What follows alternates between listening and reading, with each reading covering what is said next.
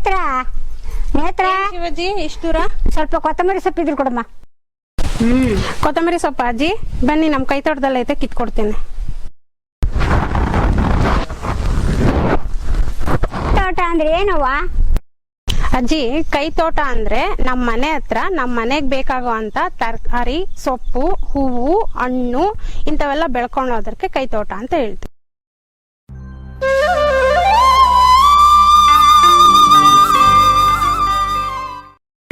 ನಿಮ್ ಕೈ ತೋಟ ತೋರಿಸ್ತೀಯಾ? ನೋಡಜ್ಜಿ, ಇದು ದಂಟಿನ ಸೊಪ್ಪು, ಇದು ಬೆಂಡೆ ಗಿಡ, ಚಿಲ್ಕರ್ವೆ ಗಿಡ, ಆಮೇಲೆ ಇಲ್ಲಿ ಬದನೆ ಗಿಡ ಹಾಕಿದೀವಿ.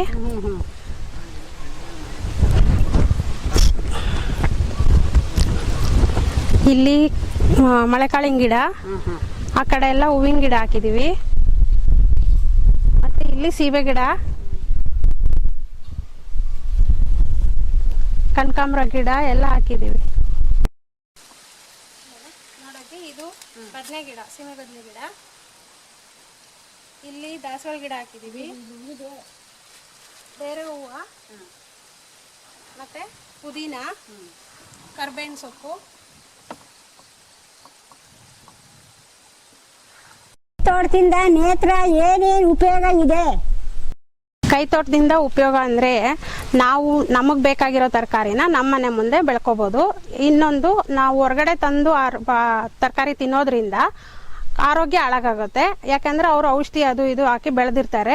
ನಾವಿಲ್ಲಿ ಅಂದ್ರೆ ಬರೀ ತಿಪ್ಪೆ ಗೊಬ್ಬರ ಹಾಕೊಂಡು ಬೆಳ್ಕೊಂಡಿರ್ತೀವಿ. ನಮಗೆ ಹೆಚ್ಚಾಗಿದ್ದು ತರಕಾರಿನ ಹೊರಗಡೆ ಮಾರೋದ್ರಿಂದ ದುಡ್ಡು ಬರುತ್ತೆ.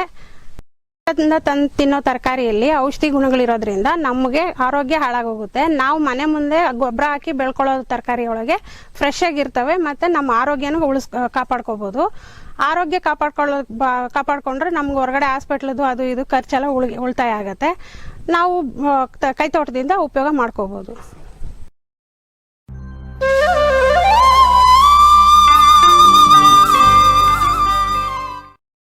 ಕೈ ತೋಟದಿಂದ ಇಷ್ಟು ಉಪಯೋಗ ಇದೆನವ? ನಮ್ಮ ಮನೆ ಹತ್ರ ಮಾಡಿ ತೋರಿಸ್ಕೊಡವ, ನಾನು ಮಾಡ್ತೀನಿ. ಆಯ್ತು ಬಾರಜ್ಜಿ, ತೋರಿಸ್ಕೊಡ್ತೀನಿ.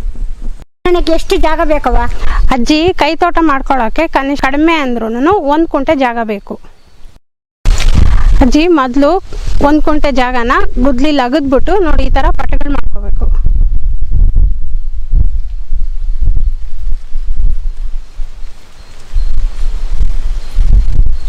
ಬೀಜ, ಇದು ಚಿಲ್ಕರ್ವೆ ಸೊಪ್ಪಿನ ಬೀಜ, ಇದು ಮೂಲಂಗಿ ಬೀಜ, ಇದು ಬದನೆ ಬೀಜ, ಇದು ಟೊಮೊಟೊ ಬೀಜ, ಇದು ಹೀರೆ ಮತ್ತೆ ಕುಂಬಳ ಬೀಜ, ಇದು ಮೆಣಸಿನ ಗಿಡದ ಬೀಜ, ಇದು ಬೆಂಡೆ ಬೀಜ.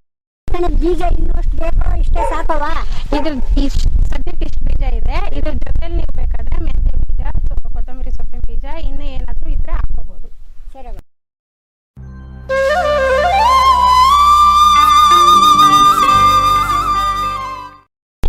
ಸರಿ, ಹೆಂಗ್ ಹಾಕೋದು ತೋರಿಸ್ಕೊಡವ?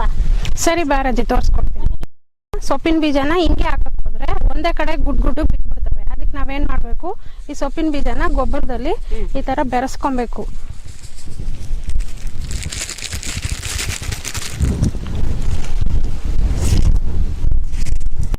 ಈ ಪಟದಲ್ಲಿ ತೆಳ್ಳಗೆ ಈ ರೀತಿ ಹಾಕ್ತಾ ಬರ್ಬೇಕು.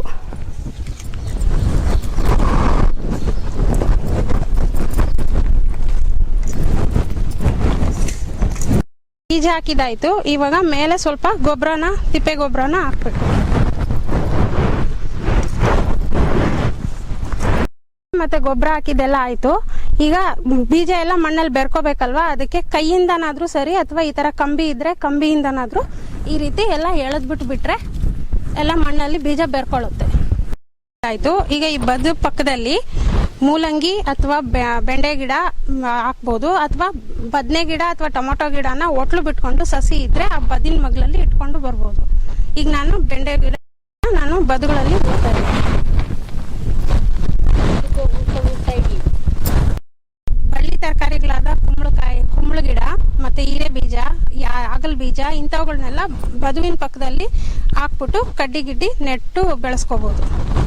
ಇಲ್ಲಿ ಹೀರೆ ಬೀಜ ಮತ್ತೆ ಕುಂಬಳ ಬೀಜನ ಊರ್ತಾ ಇದ್ದೀನಿ.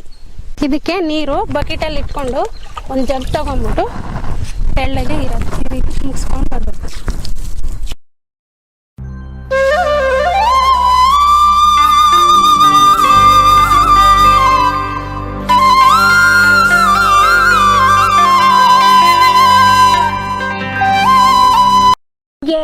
ಬಿದ್ರೆ ಅದಕ್ಕೆ ಏನ್ ಮಾಡ್ಬೇಕವ? ಬೆಳೆಗೆ 1 ಲೀಟರ್ ಮಜ್ಜಿಗೆನ 5 ಲೀಟರ್ ನೀರಿನಲ್ಲಿ ಬೆರೆಸ್ಬಿಟ್ಟು ಸಿಂಪರಣೆ ಮಾಡೋದ್ರಿಂದ ರೋಗ ತಡೆಗಟ್ಬೋದು. ಮತ್ತೆ ಏನಾದ್ರೂ ಹುಳ ಉಪ್ಪೆ ಕೊರಿಯೋದ್ರಿಂದ ಒಂದು ಕೆಜಿ ಸೊಪ್ಪು 1 ಕೆಜಿ ಅಷ್ಟು ಬೇವಿನ ಸೊಪ್ಪನ್ನ 10 ಲೀಟರ್ ನೀರಿನಲ್ಲಿ ರುಬ್ಬಿಟ್ಟು ಕಲಸ್ಕೊಂಡ್ಬಿಟ್ಟು ಅದನ್ನ ಸಿಂಪರಣೆ ಮಾಡಿದ್ರೆ ಹುಳ ಉಪ್ಪೆ ಸಾಯ್ತವೆ.